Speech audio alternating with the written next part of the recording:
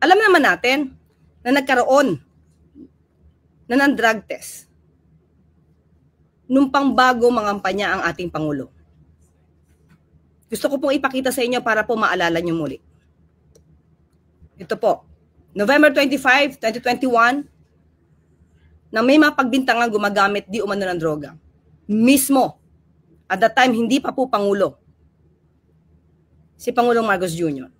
Siya mismo ang nagboluntaryo para magpa-drug test. At sinasabi po sa drug test na to ay negatibo. St. Luke's Medical Center on Thursday dispelled doubts on the authenticity of its drug test results after it received a backlash when the presidential aspirant and son of former dictator Ferdinand Marcos Jr. took a cocaine test in the hospital branch in Taguig City. So pinakita po dito na negatibo.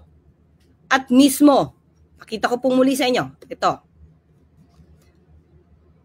May 13, 2024, Bongbong Marcos tested negative for cocaine in 2021. Drug analyst.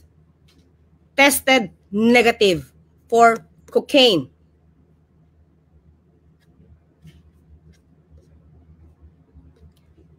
President Ferdinand Marcos Jr. did test negative for cocaine in 2021. A drug analyst from St. Luke's Medical Center confirmed Monday.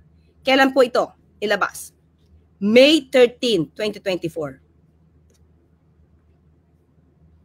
So ano ang dahilan ng desperadong galawan ni Senator Amy Marcos laban sa sarili niyang kapatid at pati kay First Lady?